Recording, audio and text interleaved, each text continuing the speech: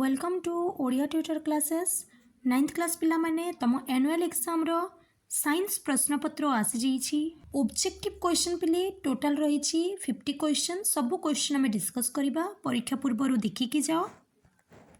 Question number 1 क्यों प्रकार मिश्रण रे टिंडल सिद्धांत घटी थाए। क्वेश्चन नंबर 2 1 2 3 4 5 योज्यता थिबा मौलिकटी किए। फेरिक ऑक्साइड रे आयरन रो योज्यता केते। कार ऑटोरिक्शा आदि जानरे आजिकाली काहाको इंधन रूपे व्यवहार करा जाउछि।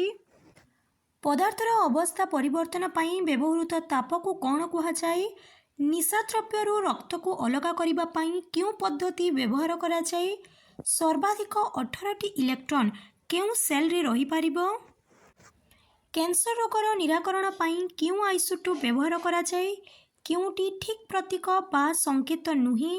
टॉमसन को मॉडल अनुसार परमाणुर आकार किपरि अटे। जदि आंसर पाइबा पाई चाहुछ ताहले मेंबरशिप जॉइन कर। जो पिला माने आम टेलीग्राम चैनल किंबा इंस्टाग्राम रे जॉइन होइना डिस्क्रिप्शन रे लिंक अछि प्लीज तमे जॉइन होई पारिबो। Question number 11 1 newton into metre inverse square केते। प्रयुक्त बल दिगरे विस्थापन हेले कार्य कौन हुए। 1 किलोमीटर पर घंटा केते मीटर पर सेकेंड। 2 केजी वस्तुत्व विशिष्ट वस्तुरे 5 मीटर पर सेकेंड स्क्वायर त्वरण सृष्टि करुवा बलर परिमाण केते। 2टी चलंता बलर संघात घटिले कौन संरक्षित हुए। क्वेश्चन नंबर 16 लाक्टोमीटर क्यों सूत्र द्वारा कार्य करे। जीरो मूल्य केते। संवेगर परिवर्तन हार कहा सह समान। क्यों राशि वस्तुर वस्तुत्व और परिवेगर संयोजन अटे। एसआई पद्धति रे तरंगर बेगर एकक कौन। 1 kilowatt hour is equal to dash unit. संघात क्यों प्रकार राशि अटे। मेरु ठारू विषुववृत्त आड़कू गले माध्याकर्षण बल रे कौन परिवर्तन घटे। किए आलोक विद्युत प्रभावर आविष्कारक। क्योंटी अनुप्रस्थ तरंग नुहे। ख विभाग तमर जीवविज्ञान क्वेश्चन स्टार्ट होइछि। क्यों टिश्यू जलज उद्भिद को भाषिबारे साहाय्य करे। आम शरीर जरायु अंगटी क्यों पेशी द्वारा गठित। मेरिस्टोमेटिक टिश्यू थिबा स्थान को कौन कहा जाए। जीवकोश रे जल एक द्रावक भाव में क्यों कोश अंगीकारी रही थाए। अम्लजान चक्र गैसीय चक्र फॉस्फोरस चक्र।